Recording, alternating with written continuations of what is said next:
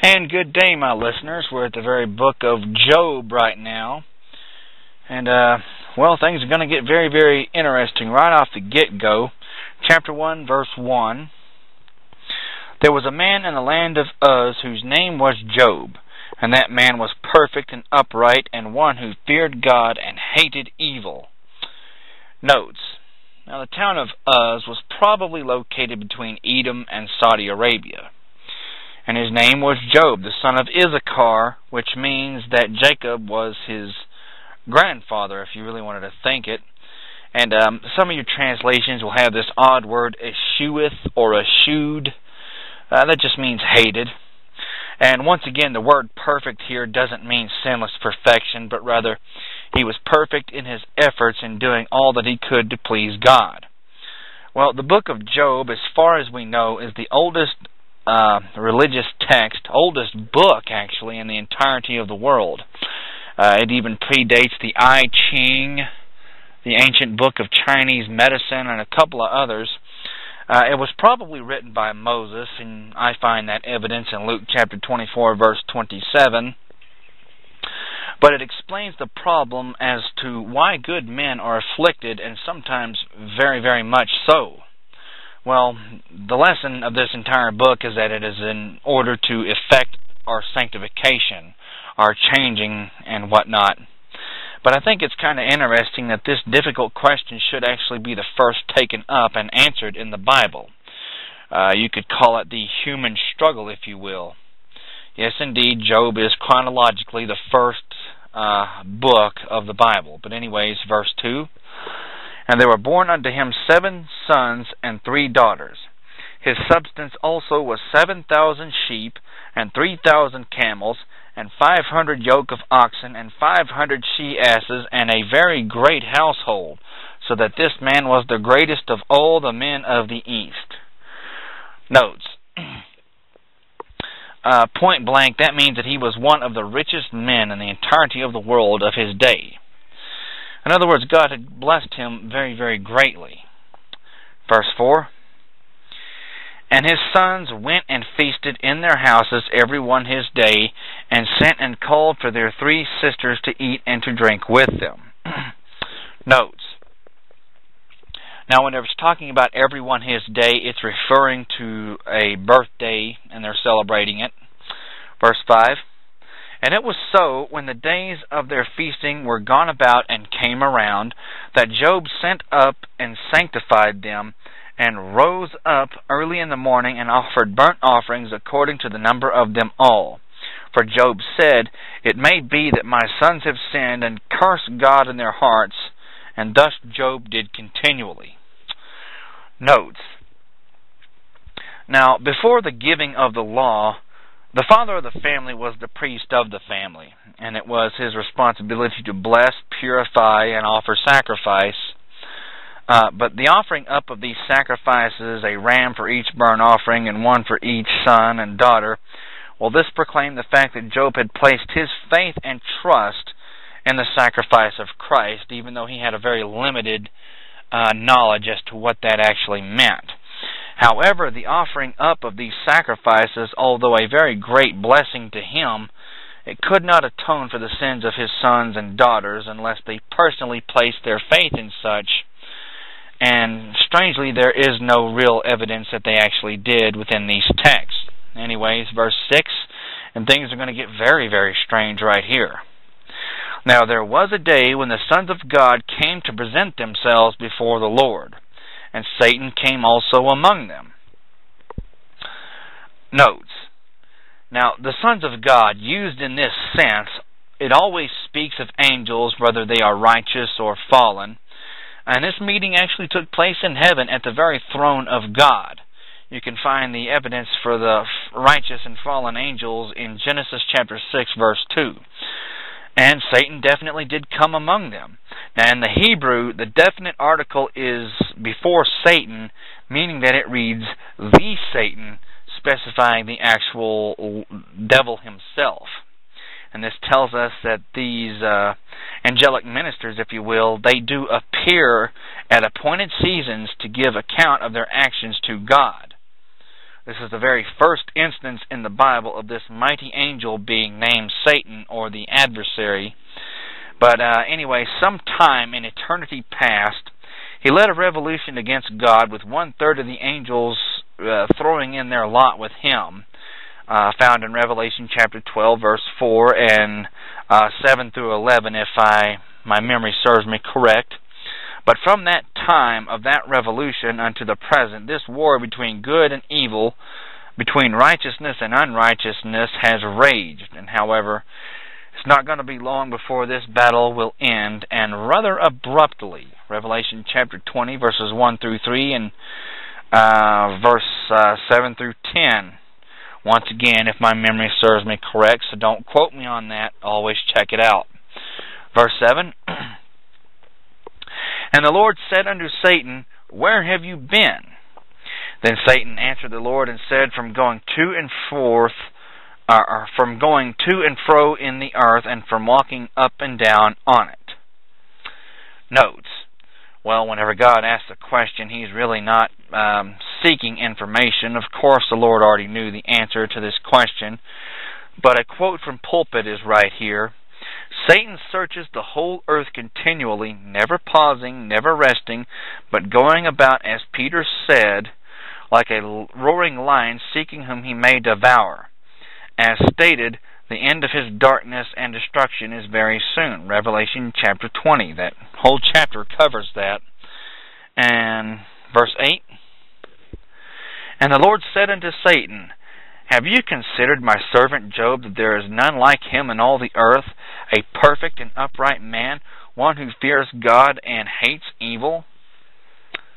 Notes. You got to pay attention a little bit here. It doesn't say that Job at that time is the only one on earth living for God. It does say that he is closer to God than anyone else. Well, we learn from this of the minute attention given by the Lord of all of those who love and follow Him. And it is a very sobering thought to realize that conversations may be conducted in heaven, even by the Lord Himself, as it regards some of His children. A good question to ask yourself is, what is He saying about you, about me? Verse 9. And by the way, that's the only thing that really matters, is what God says about you. Verse 9. Then Satan answered the Lord and said, Does Job fear God for nothing? Notes. Right here, Satan boldly steps before God and says that Job's motives are purely selfish. He makes the mistake of thinking that Job is serving God not out of love for God, but for what he actually gets out of it. And regrettably, if you just simply turn on the TV nowadays with these silly preachers, I'm pretty sure that, concerning some, this is actually very, very true, and hence Satan asking this particular question. Verse 10, Have you not made an hedge about him, and about his house, and about all that he has on every side? You have blessed the work of his hands, and his substance is increased in the land. Notes. And this verse right here shows us how absolutely secure from satanic malignity the children of God actually are, unless the Lord purposely allows certain things. In other words, Satan can only do whatever it is that the Lord will actually allow him to do.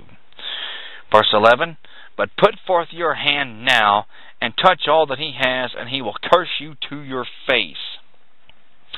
Notes. Now, the Lord's not going to do this, but He did, however, give Satan permission to do certain things. Again, as I've stated, Satan had to have permission to do this. God's in control of it, and things are going to work out. Verse 12, And the Lord said unto Satan, Behold, all that he has is in your power, only upon himself put not forth your hand. So Satan went forth from the presence of the Lord. Notes. Now, obviously there were very strict limitations placed on what Satan could do, as there are with every single one. Concerning this, the preacher by the name of Williams quotes this, Job does not symbolize an unconverted, but a converted man. It was necessary that one of God's children should be chosen for this trial.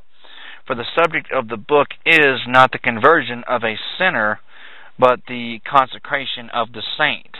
It is evident that an unconverted man needs to be brought to the end of himself, but that a man who feared God, who was perfect, and who hated evil should also need this is not so clear. We find in this book that God uses Satan, calamity, and sickness to be His instruments in creating character and making men partakers of His holiness. Such were the instruments, but the hand that used them was God's, and the facts of this book explain to Christian people who, like Job, are conscious of personal integrity, why calamities, sorrows, and diseases are permitted to afflict them. Okay? Quite a bit of notes right there. I hope you didn't have any trouble swallowing all that down. But the basic gist of all this is that God's in control, okay? Even whenever you're not and your whole world is crashing down, He is still going to have the final say. Verse 13, And there was a day when His sons and His daughters were eating and drinking wine in their eldest brother's house. And there came a messenger unto Job and said, The oxen were plowing, and the asses feeding beside them. And the Sabaeans fell upon them, and took them away, and ye, they have slain the servants with the edge of the sword, and I alone am only escaped to tell you. While he was yet speaking, there came also another, and said, The fire of God is fallen from heaven, and has burned up the sheep and the servants, and consumed them, and I alone have escaped to tell you. While he was yet speaking, there came also another, and said, The Chaldeans made out 3 bands, and fell upon the camels, and have carried them away, and yes, and slain the servants with the edge of the sword, and I only am escaped alone to tell you. Notes: one disaster right after another in rapid succession. Now, all of this actually shows us, well, this is exactly what would happen to every believer if the Lord actually allowed such. Satan's hatred would actually demand our destruction. But as stated, the evil one can only do what the Lord allows him to do, and thankfully He has restrictions. None of us would actually live through it. If you don't believe me, read the book of Revelation. Just look at all the wonderful things the devil does to humanity there. Verse 18, While he was yet speaking, there came also another, and said, Your sons and your daughters were eating and drinking wine in their eldest brother's house. And behold, there became a great wind from the wilderness, and smote the 4 corners of the house, and it fell upon the young men, and they are dead. I alone am escaped alone to tell you. Notes. Okay, obviously, the loss of property is one thing, but whenever you start losing family members, it's a whole different ball game. Now, why did the Lord allow this to happen? Well, the Lord does not choose to directly tell us. However, if it is to be noted, the only thing that was said about those sons and daughters was that they were eating and drinking. I think it is clear that the consecration of Job definitely was not their consecration. Having little, if any, desire for the Lord, they were just simply taken away. But this we do know. Whatever the Lord does is right. It's not right just because He does it, but because, in fact, it actually is just and right. Verse 20.